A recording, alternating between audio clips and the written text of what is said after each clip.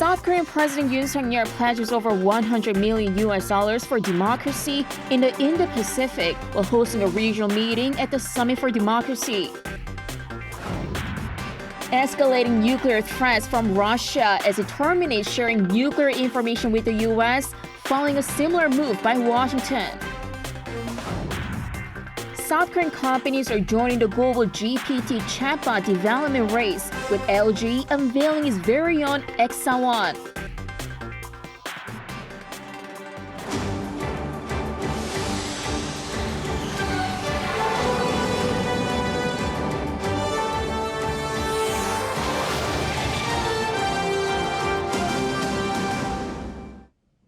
Good afternoon. We start with President Yoon Suk-yeol at the Summit for Democracy, vying South Korea's strong commitment to advancing freedom and prosperity in the Indo-Pacific region.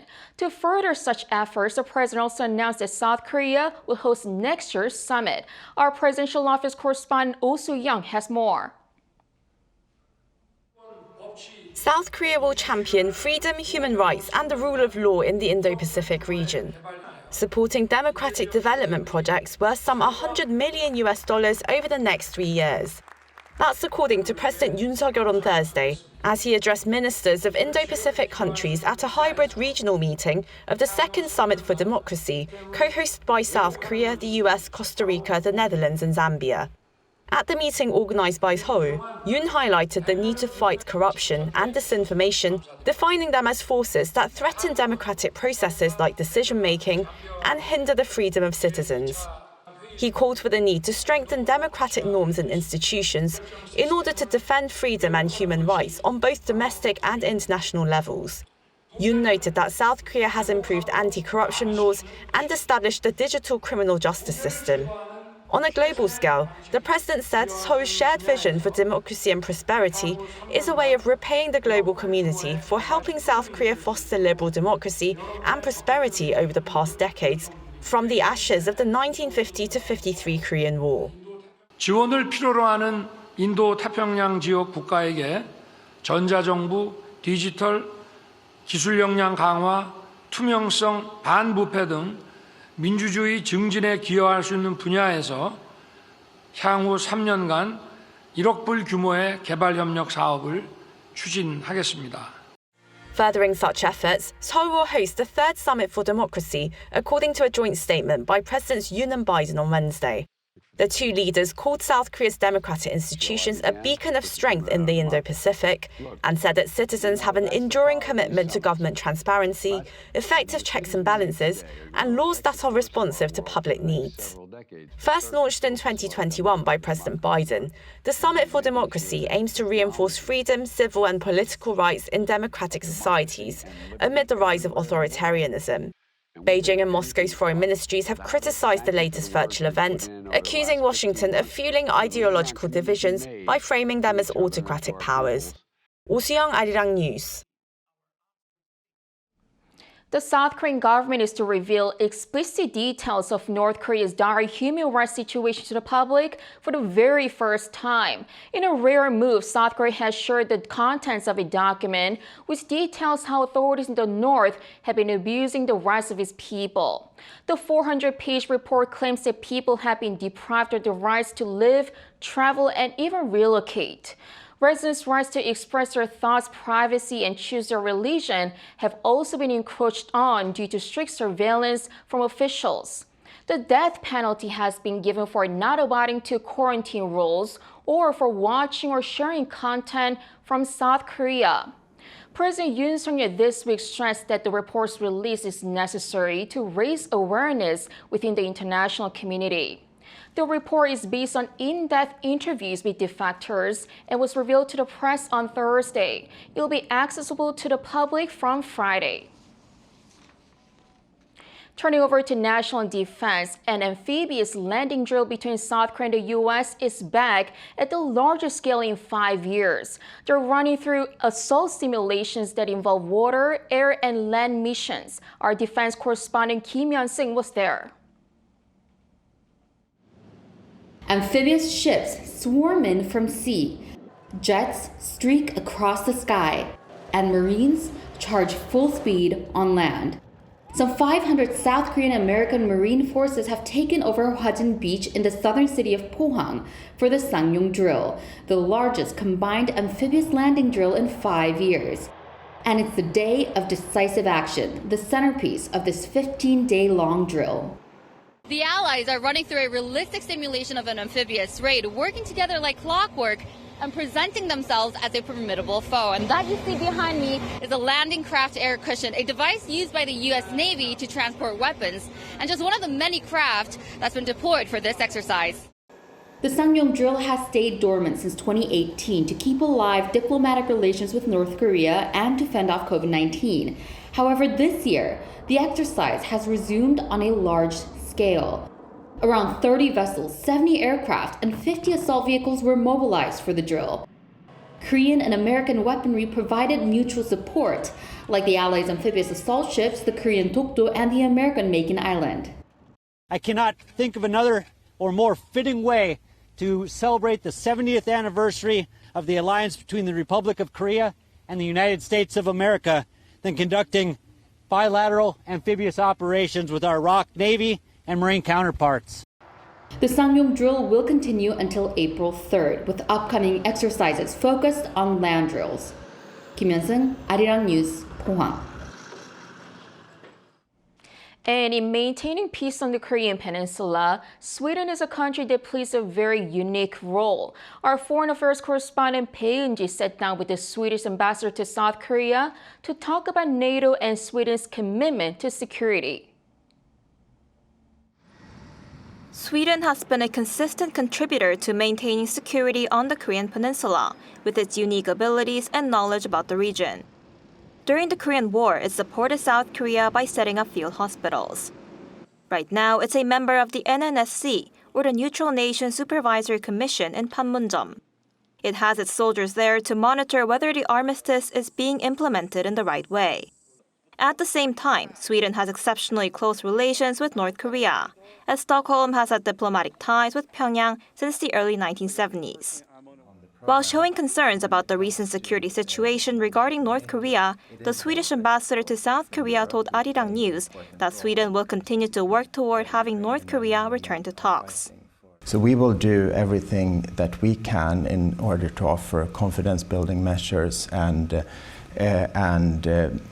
also steps towards dialogue when that is possible. Of course, the situation right now, including the latest ICBM launch by North Korea, is very, very worrying, and we condemn that. He also added that it's incredibly important for the North to immediately take steps to dismantle its nuclear and ballistic missile programs.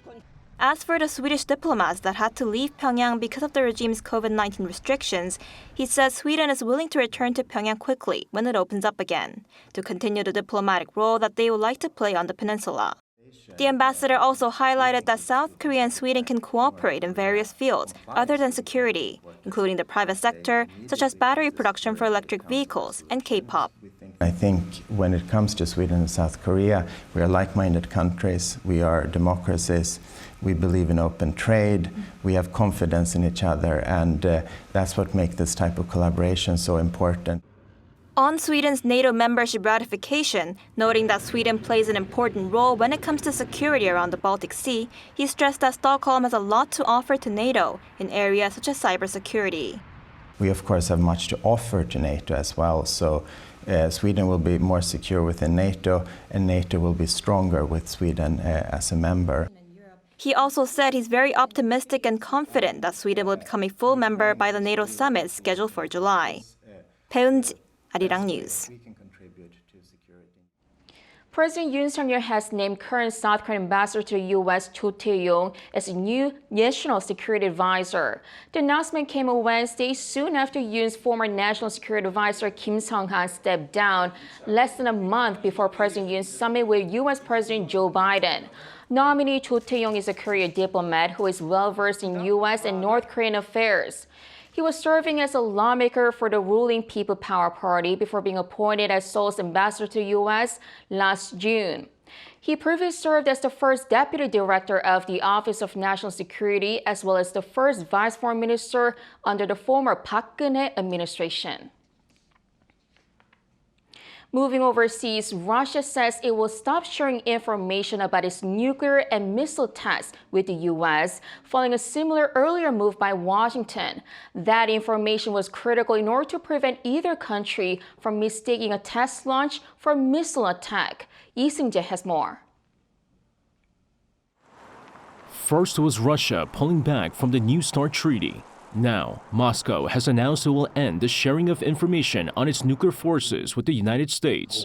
According to Russian Deputy Foreign Minister Sergei Ryabkov, Moscow has stopped information exchanges with Washington, including notices on planned test launches of its ballistic missiles. He stressed that any notification and all activity under the New START treaty will be suspended and will not be conducted regardless of what position the U.S. may take. The U.S. had already said Monday that it would halt the sharing of information on its nuclear forces following a decision by Russia to pull back from the New START nuclear pact last month. The latest from the Kremlin is all the more concerning as Russian President Vladimir Putin announced earlier this month that it will be moving tactical nuclear weapons into Belarus, raising fears that it may use such weapons against Ukraine. Meanwhile, Ukrainian President Vladimir Zelensky on Wednesday invited Chinese President Xi Jinping to Ukraine for talks, marking what would be the first communication between the two leaders since the outbreak of the war. During an interview with the Associated Press, Zelensky said he is ready to talk to Xi and expressed his willingness for the meeting to take place. The comments come as Zelensky had recently shown his openness to Chinese-led peace talks using Beijing's 12-point peace plan as a backdrop. Xi had previously said that he plans to speak with Zelensky following his summit with Putin earlier this month. However, that has yet to happen, with seemingly no end to the war in Ukraine in sight. Lee Seung-jae, Arirang News.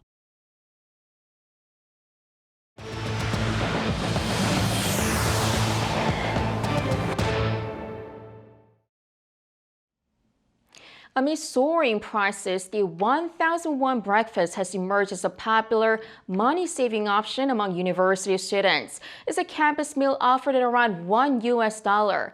And now the government will be doubling the budget to expand this project to more schools. Our Yeon has the story. University students go to school early to eat breakfast. Rice, stew, kimchi, and some side dishes, all for just 1,000 won. That's less than $1. This 1,000 won breakfast project has become increasingly popular amidst rising consumer prices. The students pay 1,000 won, the Ministry of Agriculture, Food and Rural Affairs pays another 1,000 won, and the university covers the remaining costs. The goal of getting there in time to eat the 1,000 won breakfast has helped me develop a better lifestyle. Honestly, it's the best project I've seen at university. This project was first launched back in 2017 with the goal of increasing domestic consumption of rice to help the agricultural sector. But it is now in the spotlight as students have started benefiting from the affordable meal amidst times of economic hardship as consumer prices continue to rise. A survey showed roughly 53% of people that skip breakfast to be in their 20s. Demand from universities across the country to participate in this project has jumped. Accordingly, the government has decided to expand the project twofold from what was originally planned. The budget for the project has been increased to $1.2 million from $600,000, and personnel to support the project has been expanded from 690,000 people to 1.5 million. Under the new plan, roughly 90 universities are expected to partake this year. Yeon, Arirang News. Business sentiment in South Korea rebounded in March after months of decline amid a global economic slowdown. According to the Bank of Korea on Thursday, the business survey index in March for all industry rose to 72 points, marking the first rebound in 7 months. The BSI among manufacturing firms also saw its first rise in 4 months, jumping by 7 points to 70. This was attributed to continued investment in manufacturing facilities by companies despite slumping chip sector, as there are growing expectations that semiconductor prices will improve in the second half of the year. South Korean companies are jumping into the global GPT chatbot development race. One such company is LG that has unveiled its very own AI researcher EXAONE. Our Kim Jung-shil has the story. An AI for experts. That's what LG AI Research is aiming for with its large-scale language AI model, EXAONE. Unlike OpenAI's ChatGPT, EXAONE aims to help experts in scientific fields such as chemistry and medicine. With its AI, LG hopes to take advantage of its decades of expertise and accumulated data in chemistry and engineering. EXAONE can learn 100 years of chemical knowledge in a matter of minutes and can even predict new material candidates, so the process of developing new materials and new drugs can be drastically improved. Choi added that EXAONE focuses on giving credible results to the user. We asked him how. There are a lot of documents on the internet that cannot be trusted. That's why LG's EXAONE learns from professional papers and documents that have been acknowledged to be trustworthy. LG's AI can also suggest various ideas to the top 1% of the experts so that they can come up with new ideas. We also asked him why it's important for LG, a South Korean company, to make this type of AI themselves instead of relying on AIs made by other countries. In the case of LG, some of our important data isn't supposed to leave the country. And by developing AI ourselves, LG hopes to strengthen business competitiveness for some of our subsidiaries. We think our large-scale language AI will contribute to the business in the future. That is why many companies, not just ones in South Korea, are actively taking part in investment and development of their own AIs. Choi added that securing talented individuals is the key to success not just for LG, but for companies everywhere, and stressed that LG is looking for talented individuals around the world. Kim Jung-sil, Arirang News. Spring appears to be in full swing here in the country, and perhaps one of the best places to explore the season's blossoming beauty is at the royal palaces in downtown Seoul. Our Shin Se-byuk takes us there. As spring arrives, royal palaces are awash with colorful blossoms. Visitors to Changdeokgung Palace, one of the 5 major palaces from the Joseon dynasty, get to enjoy this lively season. It's been really amazing so far, being able to come see the castle, especially the cherry blossoms at the backdrop of all the kind of historical architecture. It's just a very calming place to be. It's very nice. Everyone in the traditional clothing as well, so it's very pretty sights. All the flowers, all the older buildings as well. It's very cool to see. This time of the year, special guided tours are also available. This seasonal tour offers visitors a chance to explore the Nakseonje Hall, a Korea's traditional structure that is known for beautiful architecture and stunning gardens. What's more, those who signed up for this exclusive tour can enjoy the sacred garden. Standing next to the pavilion towering over the garden hill, tourists get to capture a beautiful view of the spring landscape in one glance. The tree, standing alone in the field, evokes a sense of tranquility. The famous apricot tree in the neighboring Deoksugung Palace also signals a season of new beginnings. Tourists can travel back to the Joseon dynasty during the 90-minute guided tour. A rare glimpse into the interior halls and backyards is a charm. Someone put me onto this special tour of Deoksugung Palace in Seoul, and I managed to snag a ticket despite it being in high demand. It was a sweet experience, being able to check out the palace's interior in more detail, including some paintings and artifacts that are usually off-limits to the public.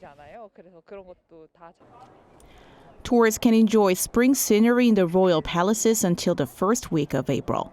After that, the Gyeongbokgung Palace nighttime viewing tour will present beautiful whipping cherry blossoms and azaleas that brighten Seoul's night sky.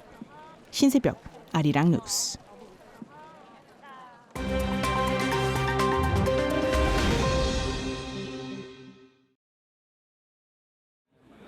Let's take a look at what's going on in the world now. Starting with the United Nations, as the international body has passed a landmark resolution that calls for the world's top court to weigh in on climate obligations. Passed on Wednesday by the UN General Assembly at its New York headquarters, the resolution calls on the International Court of Justice to give an advisory opinion on obligations that countries have to address the climate crisis and legal consequences if they fail to meet these. According to UN Chief Antonio Guterres, such advisory opinions can have a major impact on international legal order, but they are not legally binding. Co-sponsored by over 120 countries and 4 years in the making, the passage marks a major win for the Pacific island state of Vanuatu. It was one of the first to lead the initiative, as it has been disproportionately affected by climate change, with adverse weather events. Now, tech billionaire Elon Musk and Apple co-founder Steve Wozniak are among 1,100 industry leaders who have signed an open letter that calls for a 6-month halt to the training of artificial intelligence. This over fears that AI may pose a threat to humanity and that the race to develop it is getting out of control. It outlined that powerful AI systems should only be developed after establishing that the effects will be positive and risks manageable. The letter was published by non-profit organization the Future of Life Institute, which is dedicated to reducing existential risk from advanced AI. The call comes amid growing competition between various AI developers, which has seen the release of ever more advanced systems, such as ChatGPT-4. Shifting our attention to Pope Francis now, as the head of the Catholic Church has been hospitalized for a respiratory infection. According to the Vatican, on Wednesday, the Pope will be treated for the next few days, and his schedule has been cleared to accommodate his treatment. The news comes as the 86-year-old pontiff has faced a number of health issues recently. He has often been seen using a walking stick or a wheelchair due to knee pain, which also caused him to delay scheduled trips to the Democratic Republic of Congo and South Sudan last year. The Pope revealed in December that he has already signed his resignation letter to be used if he's unable to fulfill his duties due to health issues. And finally, international football governing body FIFA has stripped Indonesia of its right to host this year's Under-20 Football World Cup. According to FIFA on Wednesday, the decision was made after Indonesia's Football Association, the PSSI, cancelled Sunday's tournament draw because the governor of the island of Bali refused to host the Israeli team. Indonesia is a majority Muslim country with no formal relations with Israel and publicly supports Palestine.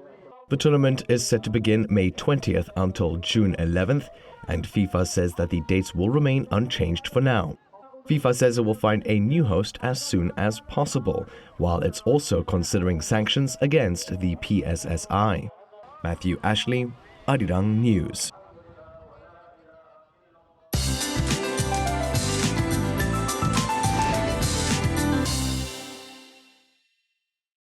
Good afternoon. It's warmer today with highs climbing into the 20s in most parts of the country, going up as high as 10 degrees Celsius, more than what we normally see around this time.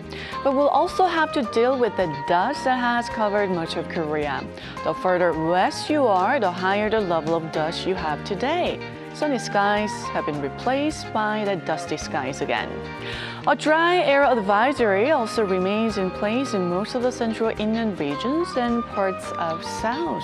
East of Gangwon-do province, however, is quite windy, blowing at 15 meters per second, so please take precautions against wildfire and drink plenty of water to stay hydrated. So it feels more like early May than late March today.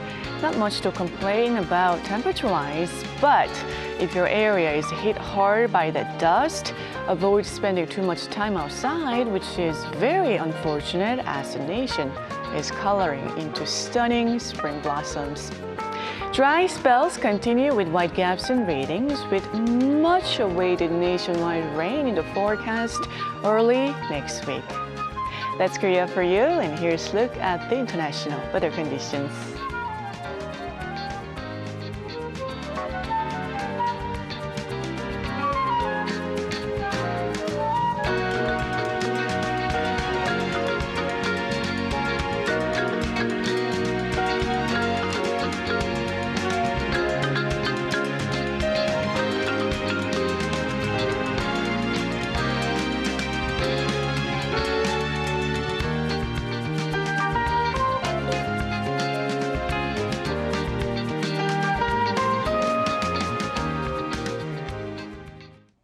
Thank you so much for watching. Have a great rest of the day.